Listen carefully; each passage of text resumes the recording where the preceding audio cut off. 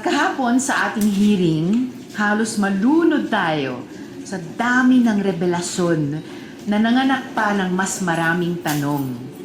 Una na dyan, totoo kaya na Chinese talaga si Mayor Alice Guo?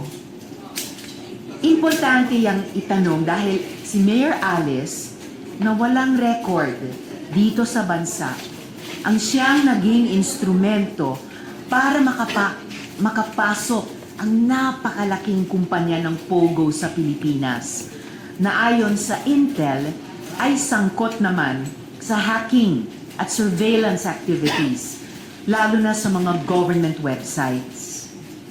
Ayon mismo sa mga taga-Bamban, bigla na lang lumutang ang pangalan ni Mayor Alice Guo noong eleksyon noong 2022. May nakakakilala kaya talaga sa kanya, sa sarili niyang bayan?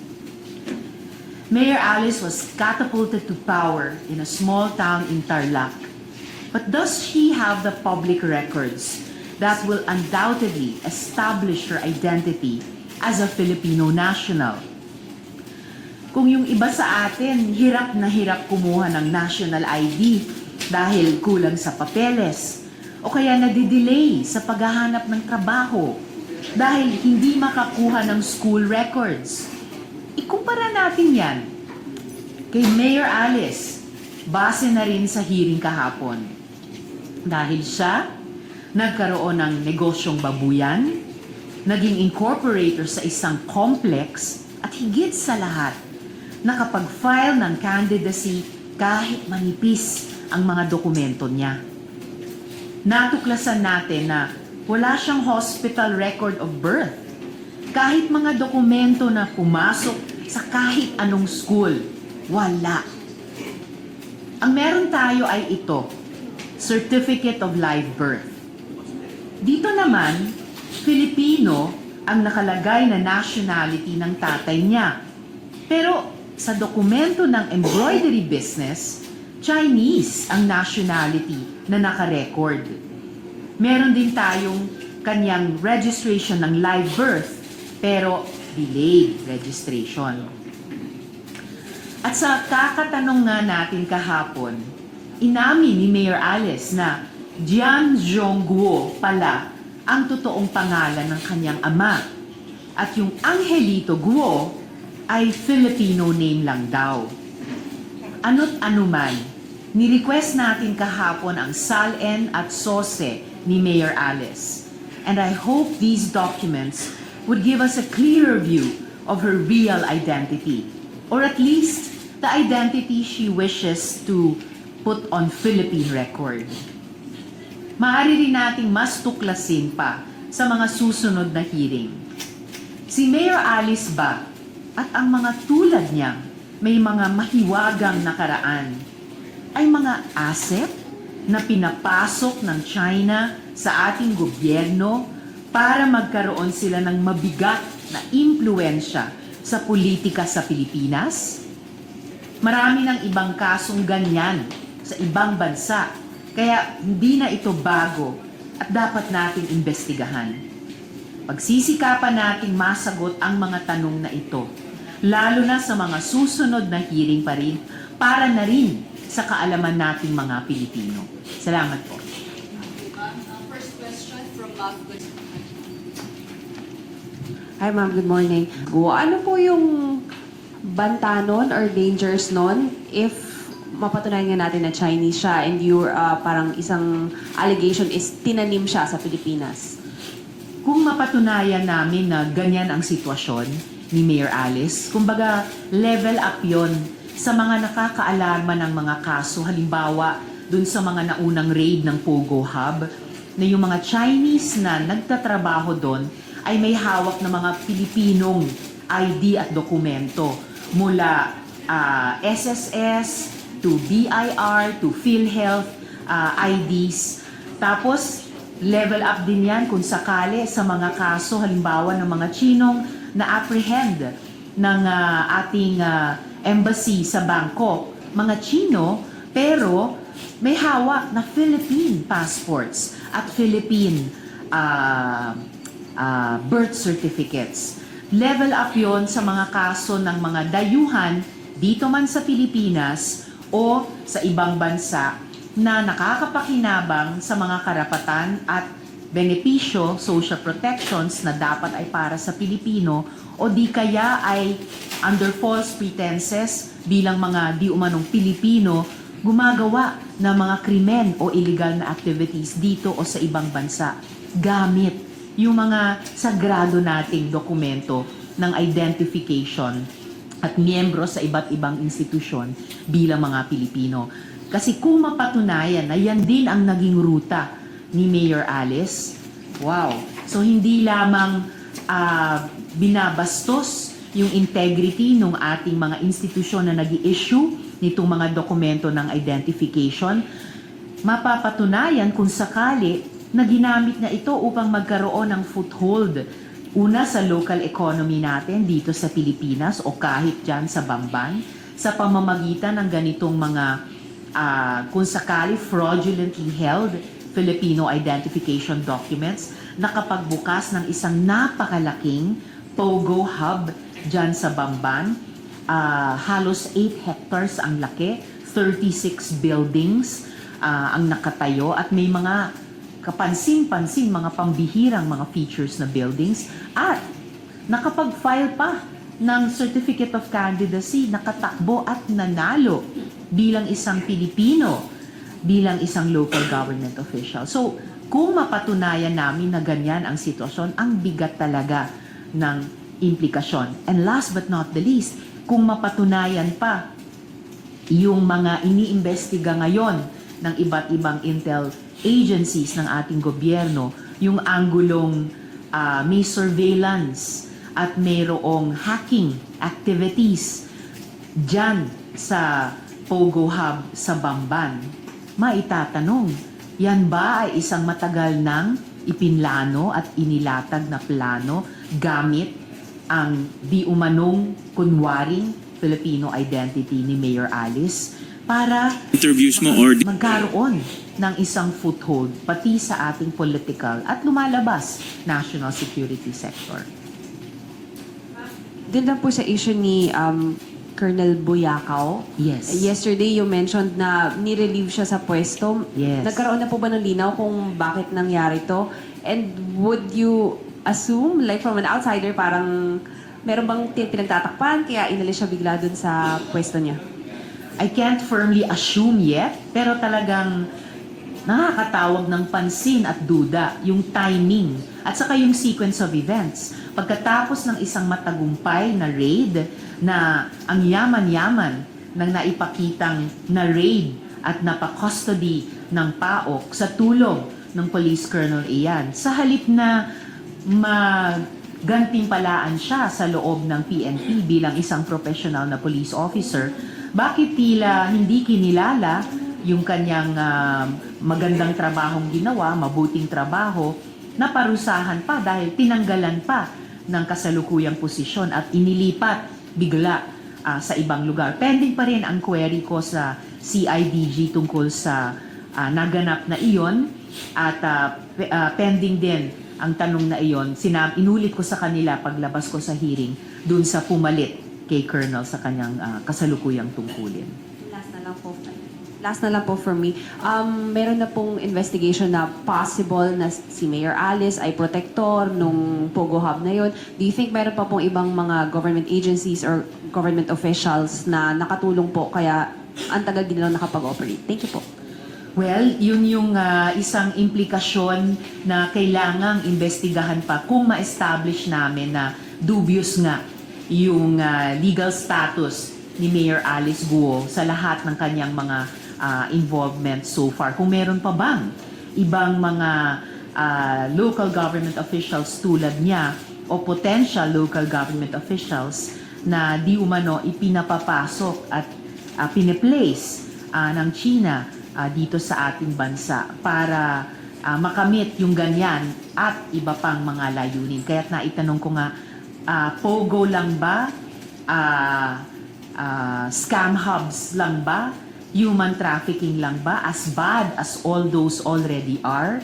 O merong pang ibang long-term din at sinister at nakapipinsalang layunin ang ganitong modus na pati yung national security ng ating bansa ay sangkot na rin.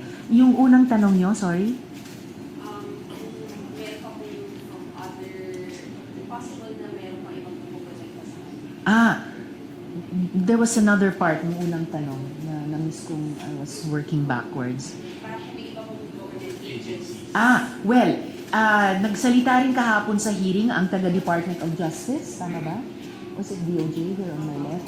Na nagkaroon ng task force, kanilang inimbestiga itong iba't ibang mga aspeto pagkatapos ng raid, nagsumite na sila ng kanilang DOJ ba? DILG? It was DILG, opo. Dahil nilinaw nga ulit nila na wala silang kapangyarihan sa ilalim ng mga kasalukuyang batas magkaroon ng disciplinary action or kahit pa nga a certain kind of investigation sa mga possibly erring local government officials. Pero nagbuo ng task force si Secretary at nabuo na nila yung kanilang mga findings at recommendations at kanilang isinumite sa Office of the Ombudsman na isa sa mga constitutional bodies natin or government bodies na pwedeng magpataw ng ganyang klaseng disciplinary action. At nasabi naman nung resource person mula sa DILG kahapon, si ASEC Attorney Benitez, opo, na meron talaga silang findings of possible administrative and criminal violations na maaring mag-subject sa ilang mga local government officials ng bangta. May mga rekomendasyon sila at nasabi din naman nila na isa sa mga local government officials na kasama dun sa kanilang findings at recommendations ay walang iba din nga kundi si Mayor Guo. Thank you po. Next po si Victoria Tula, ABS-CBN. Ma'am, I'm curious lang, what was going through your mind during the hearing yesterday nung narinig nyo na homeschooled si Mayor Alice, na at 17, sinabi nyo 17 years old na na-register yung birth niya? Yes. Well, kaduda-duda na naman. Sabi niya, homeschooled siya, elementary hanggang high school, pero hindi niya masabi yung homeschool provider. Sorry na lang, naging homeschool parent din ako, kaya alam ko, ang bawat estudyante at magulang na nag-homeschool ay meron kaming homeschool provider. So, bakit hindi niya alam? Ang nasabi lang niya ay pangalan ng kanyang tutor. Nagkamali pa nga na tutor daw. Sa homeschooling nga, magulang ang pangunahing nag-homeschool. Tapos, delayed ang registration ng kanyang birth. So, bukod sa walang hospital record of birth, dahil sa bahay daw siya ipinanganak, na hindi naman niya masabi saan yung bahay na iyon, kung saan sila ipinanganak, ang registration of birth niya sa ating PSA ay 17 years late. Dahil 1986 sila di umano ipinanganak, registered ang birth noong 2003. So, pending pa rin yung tanong ko sa kanila, bakit? Bakit ganyan ka-late? Hindi na naman nila masabi kahapon. Nakakatawag pansin yun dahil apparently, sa research namin, sa ibang mga bansa, may ganyang ding modus. Sa mga ipinapasok na mga dayuhan, eventually, doon magpapanggap na local, na national, doon sa bansang iyon. And then may gagawin na iba't ibang gawain na yung iba ay hindi po kanais-nais. Kaya, importante yung pending na tanong kong iyon kay Mayor Guo. And then, ma'am, you mentioned yung hacking of Yes. government sites na na-trace sa Baofu. Can you elaborate lang po? Anong sites ang na-endanger if you're at liberty po? Well, ongoing pa ang investigation ng mga iba't ibang intel agencies tungkol dyan. Basta't nakaka-alarma na, nakaka-raise talaga ng serious concern yung isang anggulong iniimbestiga nila na baka may ilan sa mga, kamakailan lang iniulat ninyo sa media na hacking operations laban targeting yung mga government websites natin na posibleng yung ilan doon ay nag-emanate mula mismo doon sa Bamban. Okay, next po si Camille Samonte, TV5. Ma'am, po recently po, Chinese Embassy claimed na there was conversation recording between personnel from Chinese Embassy and AFP Westcom regarding doon sa kiniklaim nila na new model na allegedly nag-agree yung government. So we're still asking right now if they will provide the actual recording, and AFP Westcom hindi pa po sila nag-react regarding this. But if indeed, ma'am, let's say they provided the Chinese Embassy na may ganitong recording, may transcript, eto rin ba, ma'am, yung dapat na imbestigahan? And we're also asking then, ma'am, the Chinese Embassy if indeed AFP Westcom is aware if the conversation is being recorded. If that's the case, ma'am, will they also be liable? Kasi di ba, ma'am, alam naman natin na kapag ganyan yung mga conversation, dapat both sides ini-inform if the conversation is being recorded. Well, basang-basa na ang papel ng China sa mga bagay na dapat nilang i-inform, na hindi nila ini-inform, o mga bagay na kung meron man na hindi nila dapat sinasabi pero sinasabi nila. Grabe ang information warfare talaga na wini-wage ng China. At dahil ganun ang katapat din natin, no? Hindi lang yung pambubuli nila sa West Philippine Sea, hindi yung klaro at napaka-dubious na papel dito sa mga POGOs, hindi lang yung questionableng majority interest sa ating national grid. Dahil ganito rin ang information warfare at influence operations na wini-wage nila. Lalong dapat nating pagpursigihan to get at the truth and to uncover what is just smoke and mirrors sa kanilang ginagawa. So kung meron talaga silang recording at kung meron talaga silang transcript, they should at the least make it available to the government, to the executive. Dahil seryosong claim na naman nila iyan ng isang, ano po yun, yung agreement, what do they call it?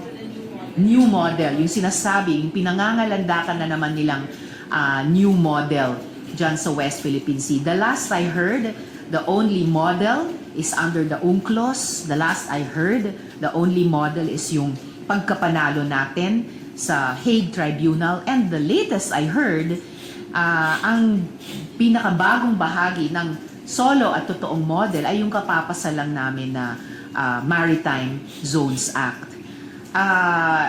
So that's a serious claim on their part. Pinakabago na naman nilang kiniklaim sa ating karagatan, sa ating teritoryo, sa ating exclusive economic zone. At I cannot speak for the AFP Westcom, pero yung Department of National Defense, Diskarte ng mga mare. Switch na sa sulit. Silver Swan, wow, sarap. si Secretary Chodoro has already warned us also na baka pinaghahati-hati tayo ng China para i-divert yung atensyon nating lahat sa mga violent, aggressive at saka dangerous moves nila laban sa iba't ibang vessels at mamamayan nating mga Pilipino sa karagatan. Hindi pa man nagsalita yung AFP Westcom, nagsalita na nga yung DND at si Presidente mismo has been speaking about these various actuations of China, whether sa West Philippine Sea or sa embahada nila dito sa Pilipinas. So, kung may kiniklaim silang ganoon, patunayan nila, and then of course that would become material sa inaabangan ko pang investigasyon ng resolution ko on the gentleman's agreement or agreements kung mas marami man yun na kiniklaim ng China. Na-i-refer na rin po iyon sa Committee on Foreign Relations and inaabangan ko na lang hanggat maaga sana yung pagdinig doon. Regarding dun, ma'am, so sinasabi nyo nga na parang yung information warfare kasi yung nangyayari dito, no? Since magko-conduct na tayo possibly ng itong hearing, meron ba tayong caution, for example? Kasi there mga ilang senators na rin po nagsabi na may mga sensitive information na ma-discuss, and obviously the other side is also monitoring what is happening. Are you planning na may mga certain topics na gawing executive instead na public, and then piliin lang yung mga, hindi masyadong, that would not jeopardize our national security? Posible naman yon. Sanay na sanay ang Senado at ang lahat ng senador na kapag may hiniling ang isang may hiniling ang isang resource person at pinagbigyan ng chair at wala namang mag-object sa aming mga senador na miyembro ng komite or kahit sinong senador, madali namang pumasok sa executive session. Anyway, minded ang buong Senado na ang taas ng interes ng publiko sa ganitong mga issue. Recent surveys have even showed na gusto talaga ng karamihan ng mga Pilipino na umalis ang China sa ating bahagi ng dagat. Surveys show na ang karamihan ng mga Pilipino gustong ang gobyerno ay gawin ang lahat na kaya niya para paalisin ang China sa ating teritoryo. Kaya dito sa pinakahuling kabanata na ang gulo-gulo ng at paiba-iba ang sinasabi ni na Duterte at ng mga dating cabinet members nila tungkol sa so-called gentleman's agreement na iyan, ang higit na kalinawan dyan ay mas mabuti. Of course, mindful of any national security considerations. Okay, thank you po. Next po si Daniel. Hi ma'am, good morning. Hello po. Ma'am, regarding do sa gentleman's agreement, na-refer na po kasi sa Senate Committee on Foreign Relations. Ako. So ma'am, sino po yung mga nilulook forward natin na maipatawag po dun sa inquiry? Well, kailangan desisyonan niya ng chair yung kanilang tatawagin si Duterte ba? Kinatawan ng Chinese embassy ba? Yung ating mga defense, national security, National Intelligence Coordinating Agency, Armed Forces of the Philippines, Philippine Navy, lahat nung may kinalaman at may mahalagang opinyon dun sa di umanong pagkakasundo ni Duterte na hindi na natin i-reinforce yung BRP Sierra Madre dun sa Ayungin Shoal. Posible din, Department of Energy, dahil ang implikasyon ng Ayungin Shoal ay doon din sa Reed Bank, kung saan ang yaman-yaman di umano ng mga gas and oil reserves na kailangan natin, lalo na kung totoong paubos na ang Samalampaya at ang Reed Bank naman ay nasa loob din ng teritoryo at EEZ ng Pilipinas. Pero ma'am, kayo, personal point of view, gusto nyo si former President Duterte mag-appear talaga? Hindi ko naman masabing gusto ko silang makita, pero ang trabaho po ng komite at ng Senado ay kunin as much as possible first-hand, primary source, straight from the horse's mouth, ika nga, ang mga totoong kaganapan, ang katotohanan sa subject ng aming mga investigasyon. Dahil din, in aid of legislation. Kasi kailangan na naming tanungin, ang isang dating presidente ba, kahit ayaw kong maniwala na kahit sinong presidente ay kayang ipagkanulo ang pambansang interes natin, kailangan namin itanong, ang isang dating presidente ba pwede niyang obligahin ang lahat ng mga susunod na presidente, di umanong architects of foreign policy na hayaang maagnas na lang sa hangin at sa tubig ng Ayungin Shoal ang isang BRP Sierra Madre at mawala na lang, mabura ang sa ngayon pinaka-importanteng sovereignty marker natin sa West Philippine Sea. Last question na lang. Kahapon po kasi wala naman pong particular na pinoint out si Senate President Juan Miguel Zubiri, pero niremind niya po yung mga fellow senators na wag daw pong ma-turn into political witch hunt yung mga inquiries. Your reaction lang po. Narinig ko lamang kay SP yung salitang political. Hindi ko naman narinig yung salitang witch hunt. And naintindihan ko yung ibig nilang sabihin at in a way, hindi naman sa hindi kailangan yon, pero refleksyon ng aktual na pakiramdam ng karamihan ng mga Pilipino. Dahil lumalabas din sa survey na arguably, yung usapin ng pambansang interes ng Pilipinas sa West Philippine Sea ang pinaka-unifying issue sa ating mga Pilipino. Pero sabi ko rin sa privilege speech, kahit na or dahil kailangan nating magkaisa, importante rin mag-establish ng accountability. Kung merong lumabag sa ganyang dapat na pagkakaisa, kung merong nagtraidor sa pambansang interes ng Pilipinas, kailangan papanagutin din sila. Next, si Marion Ramos, Inquirer.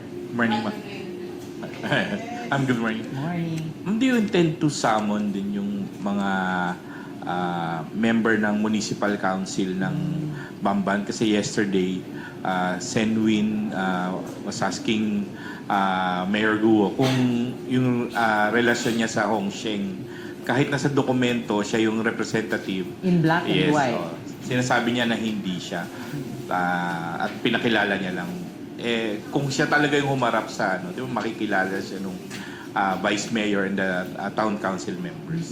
Posibleng paimbitahin din yung members ng municipal council, whether yung past at o yung present. Dahil yung nakaraan, at paulit-ulit si Mayor Guo na ang dating administrasyon.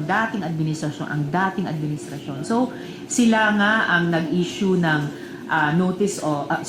letter of no objection o LONO kay then Alice Guo bilang representante, nakasulat sa dokumento, representante ng Hongsheng, at nabanggit din ni Attorney Asek Benitez na nabanggit din nila na yung members ng municipal council ay naging subject din ng kanilang fact-finding sa loob ng department ng DILG at posibleng subject ng findings and recommendations. So, very possible, maimbita rin sila. How about residents po? Regarding doon naman sa identity and personality of Mayor Guo. Could be, dahil sa research namin at ang mga kababayan natin sa Bamban, magkakakilala silang halos lahat.